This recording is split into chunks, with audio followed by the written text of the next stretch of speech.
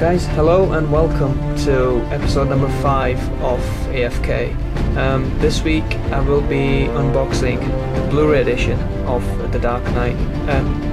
For those of you who are thinking, there's nothing too special about unboxing a Blu-ray because there's not too much to it, because unlike the games that I've done previously in the previous episodes, a Blu-ray isn't sort of something that you would like to get, unboxed, but it is a very special Blu-ray because it is The Dark Knight. I will be doing a full unboxing and a review of the Blu-ray, not the movie, because we all know that the film is pretty awesome anyway. So let's just start with the box itself. It's exactly the same as a 2-disc DVD edition in the UK. I'm not sure, as usual, what the American cases look like, but this is it. This is the UK version of the Dark Knight Blu-ray. It's the same sort of the bat symbol in the background, sort of burning away as Batman watches. It's a very famous sort of a poster anyway, so it's not something that is pretty original for the main case, but let's just ignore that for a second.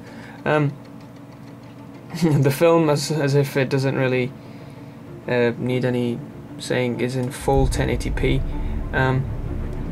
The audio is Adobe True HD. A lot of films claim that they've got the True HD stuff, but most of them don't deliver. So I'll hopefully watch this film and be able to review it for you. The main reason why you would want the 2-disc edition is for the extras. Normally people don't bother with them, but a film as big as this, we all want to know how the film was made and how the characters sort of did what they did. There's a picture of the interrogation scene between Batman and Joker. For those of you who do not have a British PS3, just like me, you'd be happy to know that there is no region on this film, just like Batman Begins. So yes, this Blu-ray is completely region free. All these stars representing how good the film was. So let's just have a look at inside. This is a cardboard sort of a sleeve. Underneath there, it's a much better picture, to be honest. It's Heath Ledger's Joker, fantastic character in the film, and it's more appealing to look at than the other one because we're sort of bored with that image. This one we're not too much, we're not bored with it as much.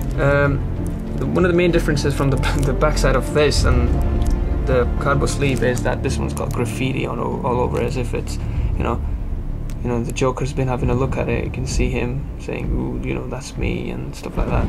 To them, you're just a freak like me. It says over here if you can't read it. Exactly the same sort of information on the back of Blu-ray as well. Let's just open this up, see what's inside, as if we don't know already. But I'd like to show it, just so that you can have a look. There it is. This inside.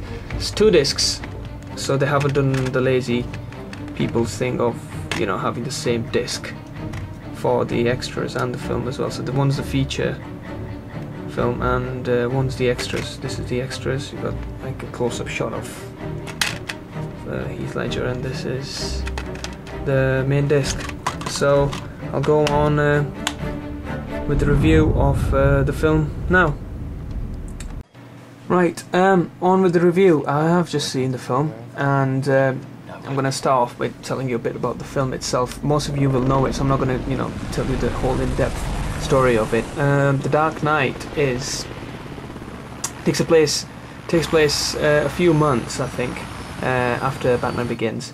Batman is sort of, the big cheese around Gotham now, and everyone is sort of running scared, and all the criminals get together and sort of join forces, and they join forces with, to be really honest, the greatest comic books supervillain of all time, who was, in my mind, the Joker. And one thing that carries this film all the way through is Heath Ledger's amazing performance. Not, you know, that doesn't mean to say that Christian Bale isn't, the best Batman, better than Michael Keaton, to be honest. And it's just the whole thing. I'm not going to spoil anything, but it is by far the best Batman film ever made. Even better than the original Tim Burton takes, which were pretty fantastic with Jack Nicholson and everything. So the film is very, very good. I'm going to go on to reviewing the Blu-ray itself, because that's why everyone's watching this. Now, Blu-ray, not many people buy Blu-rays because they think that there's not too much difference between the DVD versions and the Blu-rays. That they just look a little bit sharper. But films like The Dark Knight sort of really show off what Blu-ray really is about.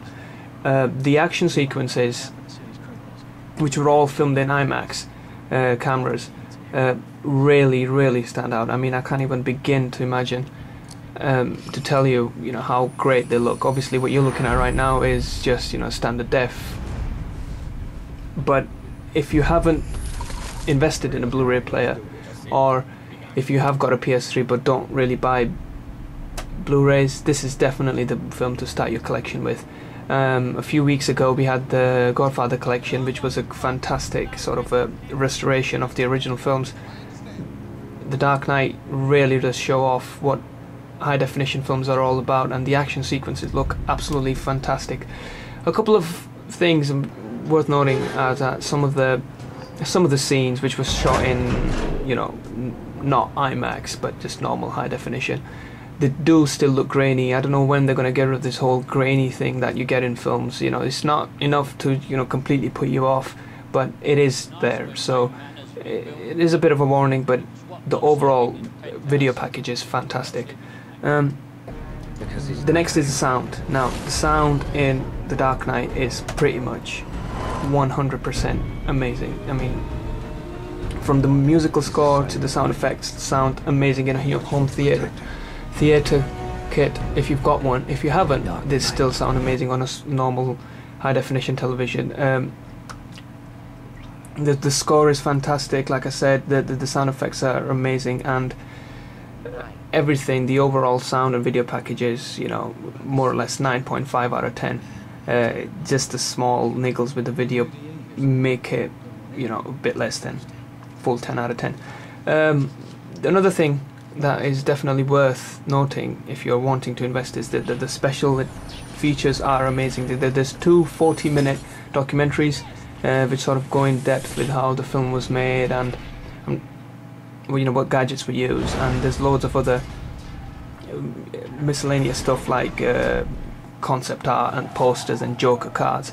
So overall, the Dark Knight is more or less the best Blu-ray release that has been so far, and that is a big claim because we've had some big films converted to Blu-ray, and this one definitely does the genre of comic book films justice, and I really do hope that it wins an Oscar for at least one thing, be it Ledger's performance, be it the fantastic direction by Christopher Nolan, or be it just that this is a great Blu-ray. So go out, buy it, and that's it. That's the end of the review.